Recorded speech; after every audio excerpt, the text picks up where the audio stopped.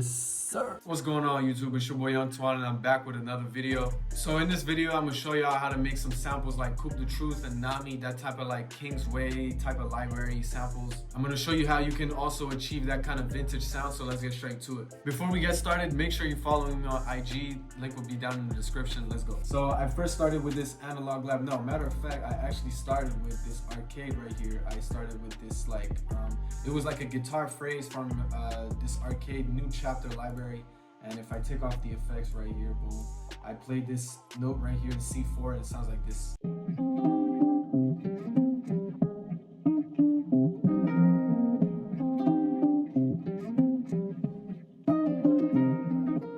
So actually this was pitched down 1 octave, so it kind of sounded more like a bass, but I pitched it up 1 octave in arcade, and then I added these effects right here. So also I turned down this, I turned up this mono stereo knob right here to make it a bit more mono.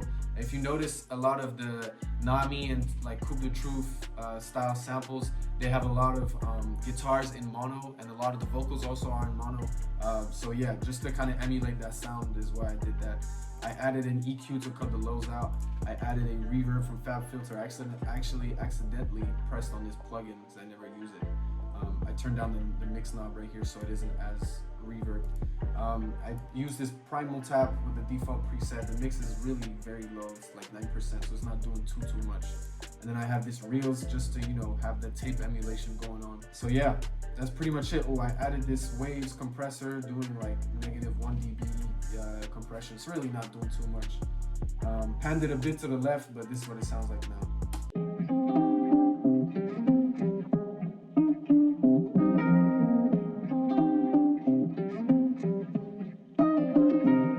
So yeah, then I went on to Analog Lab. I wanted to add some chords to it, so I used this Mini Goes Crazy preset from the Loophole Bank, and this is what it sounds like right here. Without any effects, it sounds like this.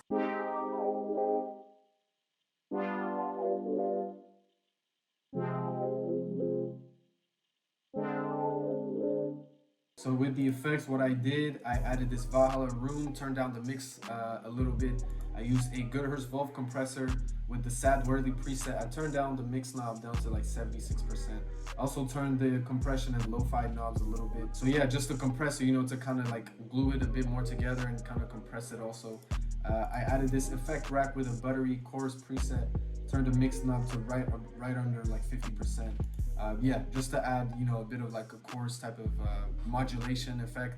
Then I added this portal with the water preset from the Stephen and Pilgrim portal bank. And yeah, then I added also an EQ just to cut the lows. Now, one thing you have to make sure you do is you actually check like which order you have your plugins in, because the order your plugins are in will affect the signal differently. So if you have like the reverb on top of the compressor, it'll affect it differently than if you have the compressor on top of the reverb. So make sure you're messing around with that and changing the order of the plugins, and you know, you might find a sound that you kind of like. So then I went finally into Analog Lab again, and I picked this Maniac preset from another Loophole bank, and it was like arpeggio. So if I turn the effects off, it sounds like this.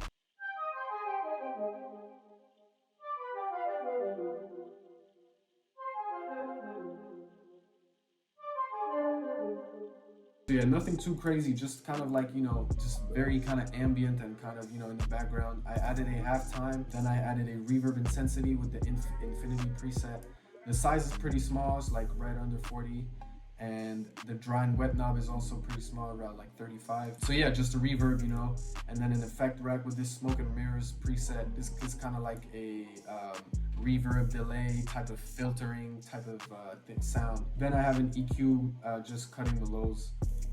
So yeah, basically that's what it sounds like.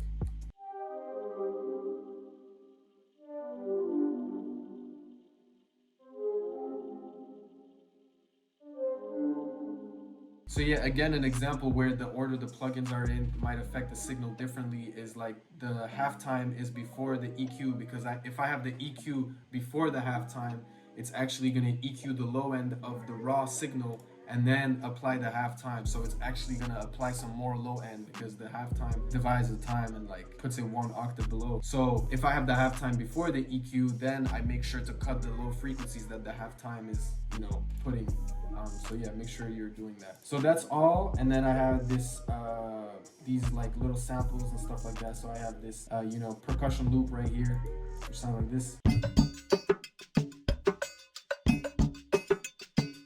So yeah, I like to use percussion loops just to add rhythm, and obviously Coop The Truth and Nami and Frank Dukes and all of them, they have percussion loops in almost like all of their samples, all, adding different effects to make them sound unique, but it just adds a bit more textures and a bit more rhythm. So for this percussion loop, I added an EQ to really bandpass narrow it, to really cut the highs and the lows and really keep a very, very thin frequency range. I added a reverb intensity with this lo-fi room preset. You can see the size is actually very low. So yeah, I just like the sound that it gives. Then I added an outer space. This is an emulation of the Roland Space Echo type of like reverb from Roland, but this emulation is called Outer Space from Audio Thing. And I use this outer verb preset. As you can see, turn down the mix to like right under 50%. And then I have this EQ cutting the low, these frequencies right here that I can really like. So this is what it sounds like now.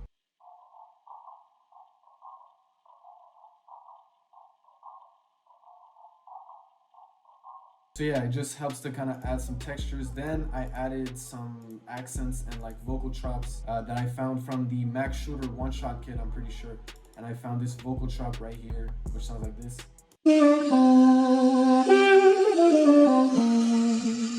So yeah, I pitched it so that it matches the pitch of the sample that I was in. I also time stretched it so that it fits the tempo. And then I added a couple of these effects right here. So I added a little altar boy, turning down the formant down, an EQ to bandpass narrow it and cut the high and low frequencies. I added a pitch wheel to pitch it up 1 octave because I already pitched it up 700 cents right here. Then I added a guitar rig, which is really not doing anything. Another EQ to cut some more highs and some more lows, and also like this frequency right here that was very harsh. Again, an EQ cutting some more frequencies, and then a Valhalla room just to kind of drown it a bit more into reverb. This waves, noise suppressor just to cut some of the highs, because when I used the pitch wheel to pitch it up 1 octave, I noticed the highs were like really squeaky and were very, very poignant. So this just helps to kind of, get rid of them. Panned it a bit to the right, and yeah, this is what it sounds like now.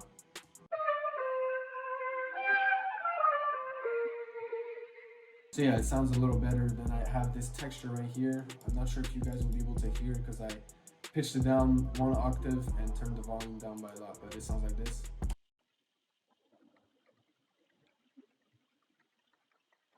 So yeah, didn't add any effects to it. But then I have this accent right here that I pitched up also to match the key that I was working in, and it sounds like this. And then also time stretches so that it fits the tempo, and I added these effects right here. So I added a halftime, a Valhalla Freak Echo. This is a cool plugin I started using, some like freaky plugin. I honestly can't really explain like what it does. You kind of have to try it, but it kind of just is like a delay filter type of plugin. Then I added an effect rack with the favorite chorus preset. Yes, it's pretty self-explanatory. It's just a chorus. Turn the mix down to 50%, and then finally an EQ cutting some lows, and it sounds like this now.